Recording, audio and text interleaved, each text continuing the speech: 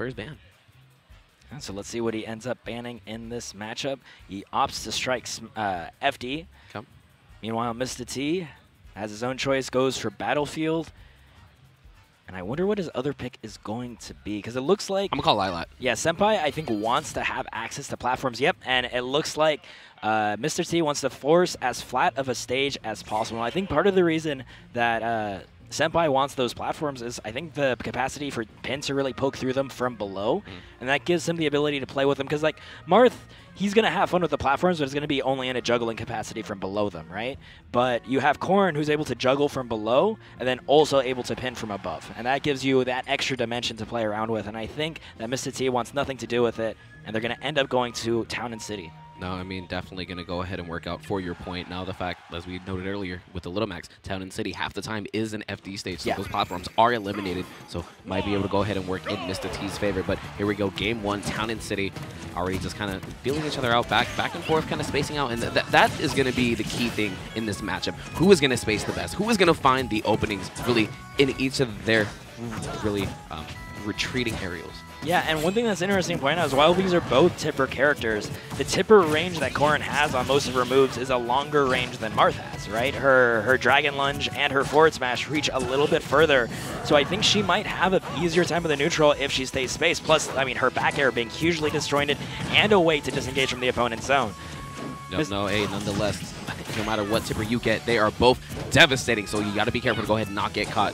And so far, they're kind of just trading blows at the moment. I like that from really Mista T, just backing all the way up, landing that forward smash, not netting him too much, and immediately the follow-up from Senpai off of the up B. And immediately disengaging a little bit, but jumping forward with that fair, not able to find the pin follow-up off of that Dragon Shot, though.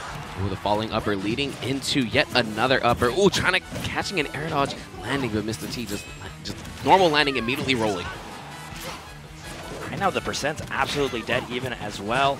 Mr. T tries to find something off of that Dragon Lunge kick, doesn't find it, but he's still going to find that forward air offstage situation. Not going to find the back air, though, and instead puts himself in a position to be sniped. He's still alive, though. No, I think in those situations, when he has Senpai recovering very low and he's immediately forced to go with those up Bs, I would love to see a counter, kind of just put that in his mind. I believe it works, but I mean, hey, you go ahead and try to go and throw those out. But hey, speaking of throwing it out, sometimes you got to throw out these forward airs, take some stocks just like that. Here we go, even game. Yeah, a counter on the up Bs is something that both characters also have access to, right? So it's something I'm interested in seeing from both sides, especially, I mean, given the strength of Corrin's own counter, that could cause some real big devastation. Not some good strength, but I mean, in terms of an edge guard, it might not net him too much just because with Corrin's counter, he sends your opponent up. It doesn't send them out. That is true, yeah. Oh, and that Nair covering that neutral getup. I mean, Mr. T just really controlling this ledge right now. Senpai really struggling to go and get himself right back on, but as I say that, gets himself a grab and a back air, just reversing the table so far. Ooh, if he would have angled that correctly instead of down. Oh my goodness, yeah, Mr. T trying to just space himself correctly, so just barely out of reach of that forward smash, but Senpai not trying to lose a step right now that he has Mr. T on the ropes, trying to keep him off this ground stage level. Mr. T, though, disengages, trying to cover that lunge kick, but not able to get it. Senpai instead just jumps off his pin. Down tilt into the upper, basically giving him really the lead now. Senpai playing a little more reserve. And one thing I do like from him is the fact that he is not tossing out the pin too often. When he does, it makes sure it matters. And look at that, another one sending him coast to coast, not taking away the stock though. Just like that, throwing out a ton of pins right now, ends up finding the last one. I think one thing that Senpai is recognizing is that Mista T is having a really hard time actually punishing them, right? So he's starting to use them more and more as that game went on. Like near the end of it, right, he just tossed out 3 pins in a row, recognize, okay, he's not able to put himself in a position so far to deal with this. I'm going to take this quick game one, and then like if he figures it out, well, I'll still have this game under my belt. Yeah, no, I mean, it's exactly what you have to do as Corrin. Really, you need to make yourself scarce. You need to make sure it's very difficult for your opponents to get you. And look, if they're struggling to get you, that's an option you can continuously keep doing. Oh, yeah. And that's really you just playing the player. It's like, okay, cool, if you're not going to punish me, I'm going to abuse this until you punish me. Yeah. Then we can go ahead and play this mind game. But until then, why am I stopping this? Yeah, until then, you're either going to learn today or I'm going to win. I mean, maybe we should hit up Kevin Hart. He might learn even sooner. But look, here we go. We have FD is the ban stage. Going to Smashville as the chosen stage. And we're looking at a counter pick from Mista T, hovering over the Luigi, going in on the Luigi. Now this is actually kind of scary for Corrin. If Luigi can get his mitts on Corrin, we can see a whole lot of damage coming out, especially when it comes to the recovery. That Cyclone picks up that Corrin up B and absolutely destroys that recovery. Yeah, we've definitely seen it plenty of times coming from Elegant, Mr. Concon, other Luigi players. Yeah. But the key word in your last statement, you said if. Yeah. If the Luigi can get his hands on him, it's going to be very difficult for Luigi to go ahead and get up in there just because Corrin has this long disjoint, as we've already highlighted earlier in the set. Yeah, it's really going to be a testament to how good Mista T's power shield game is, if he's going to be able to find his way inside. But so far, Senpai having the juggle situation under control, having a 30% lead, and then just disengaging to the platform, right? Not wanting to land right on Luigi and give him a free opening. Yeah, no, definitely want to land correctly, because like we already said, if Luigi's able to go ahead and get that grab, that is going to be big damage onto you. And I like this patience coming out from Senpai, just allowing Luigi really to get to that ledge, trying to just cover the defensive options when he's recovering. There he goes, finds himself a down throw into the down air, but nothing further off of that.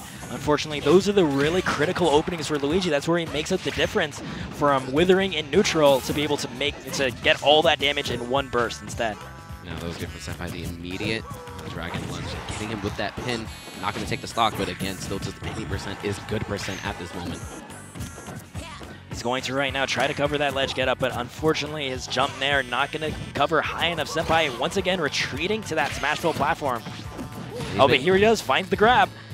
Does he get the gimp though? No, he doesn't try to cover it.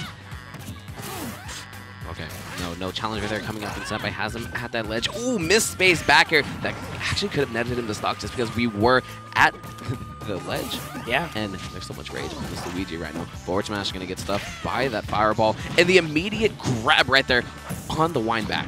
Oh, there we go. That's the plunger. And he makes it right back to the stage right after. It's making complete devastation of Corrin's up B. Yeah, I don't even think Senpai was ready to even go ahead and attempt. Oh, this could be it. No, Senpai having the awareness to just double jump away, wait for the Cyclone to end before attempting the up B. But Mista T finds himself another grab opportunity, and here's the thing, he's still on his first stock as well. Yeah, he's enjoying, tossing out these fireballs. Yeah, enjoying his lead, enjoying the fact that Senpai is intimidated staying on that Smashville platform, but he gets caught by that up air. Yeah, Senpai getting that stock. Now trying to continue on, trying to mount this comeback just a tiny bit. Ooh, hesitated just a little bit in the neutral air coming out from Luigi.